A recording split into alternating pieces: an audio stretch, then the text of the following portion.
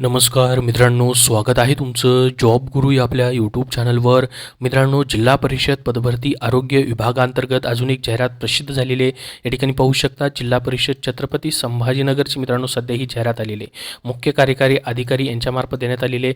तुमची जिल्हा परिषद कमेंट बॉक्समध्ये कमेंट करून सांगा, त्याची अशी जाहिरात आली असल्यास तुमच्यापर्यंत नक्की शेअर केली जाईल.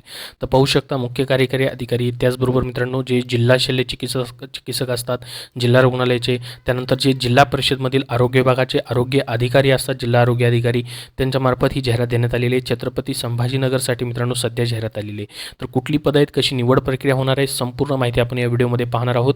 ह्या जाहिरातीची आणि फॉर्मची लिंक तुम्हाला मी डिस्क्रिप्शन बॉक्समध्ये देतो आहे आणि आपल्या टेलिग्राम चॅनलवरती देतो आहे, किंवा मित्रांनो तुम्ही जिल्हा परिषद छत्रपती संभाजीनगरच्या ऑफिशियल वेबसाईटवरनं देखील या ठिकाणाहून ही जाहिरात जी आहे मित्रांनो पाहू शकतात. तर बघा मित्रांनो, ही जी जाहिरात आलेली आहे याच्यामध्ये सध्या कुठली पदं आहेत तर पाहूयात आपण. तर राष्ट्रीय आरोग्य अभियान जिल्हा रुग्णालय मार्फत मित्रांनो जिल्हा परिषद अंतर्गत आरोग्य विभागाअंतर्गत ही भरती जी आहे ती केली जाते. आपल्याला माहीत असेल, राष्ट्रीय आरोग्य अभियानची पदं जी आहेत या ठिकाणी 11-11 महिन्याच्या कॉन्ट्रॅक्ट बेसिसवरती भरली जातात.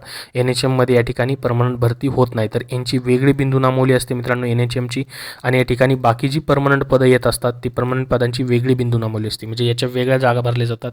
तर परमनंट पदाशी याचा संबंध नसतो. तर पहा मित्रांनो, याच्यामध्ये पाहू शकता तुम्ही, त्यांनी जाहिरात तुम्हाला कुठं कुठं पाहता येईल. अजून ZP या ठिकाणी छत्रपती संभाजीनगर आणि आरोग्य विभागाची जी मेन ऑफिशियल वेबसाईट आहे महाराष्ट्र शासनाची, तिथं ही जाहिरात देण्यात आलेली आहे, किंवा लिंक तुम्हाला डिस्क्रिप्शन बॉक्समध्ये आहे.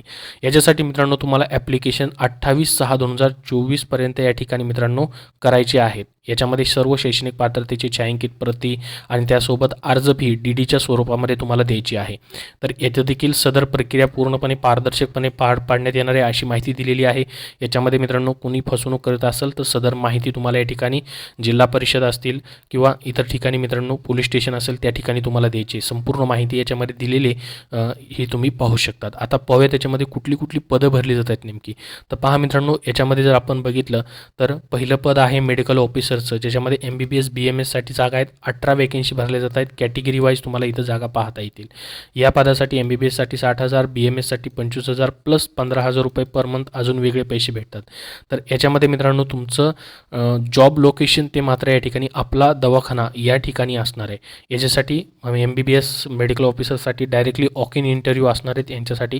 त्याच्यानंतर पुढचं पद भरलं जाते पहा स्टाफ नर्स. याच्यामध्ये GNM किंवा BSc नर्सिंग झालेलं असेल तर तुम्हाला ॲप्लिकेशन करता येतील. इथे देखील 18 वॅकेन्सी भरल्या जात आहेत. प्रत्येक कॅटेगरी वाईज वॅकेन्सी इथं तुम्हाला पाहता येतील. याच्यासाठी पर मंथ तुम्हाला स्टार्टिंग पेमेंट 20,000 रुपये इतका ठेवण्यात येतो. तर आपला दवाखाना याच ठिकाणी मित्रांनो तुमचं पोस्टिंग असणार आहे.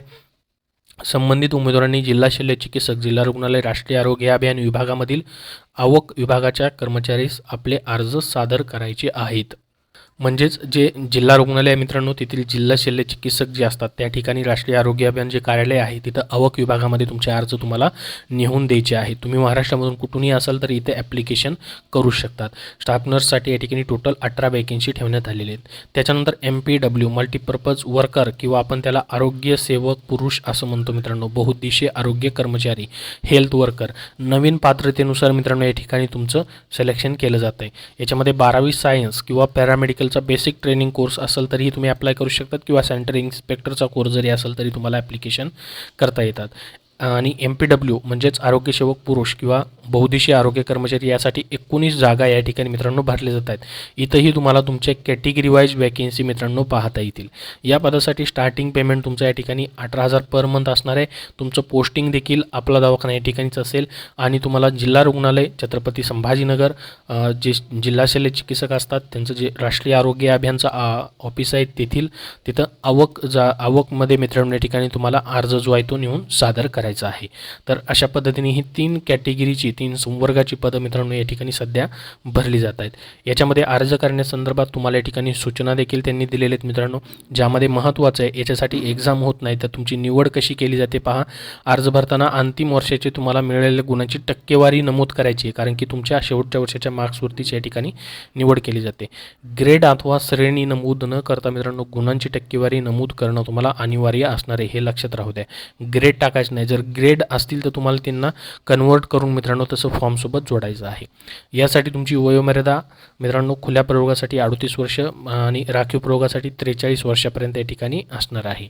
तर याच्यामध्ये मित्रांनो तुमचं जी ही भरती होते त्यासाठी तुम्हाला फीज देखील त्यांनी ठेवलेली आहे. ती फीज तुम्हाला डिमांड ड्राफ्टद्वारे या ठिकाणी जोडायची आहे. फीज किती आहे त्याची माहिती देखील याच्यामध्ये दिलेली आहे पहा. जसं की मित्रांनो तुम्ही खुल्या प्रवर्गातून असाल तर 500 रुपये फीज आहे आणि राखीव प्रवर्गात येऊन मित्रांनो 250 रुपये फीज आहे. Statutory deduction NHM district int health या नावाने तुम्हाला या ठिकाणी DD काढायचं आणि अर्जासोबत मित्रांनो जोडायचं आहे.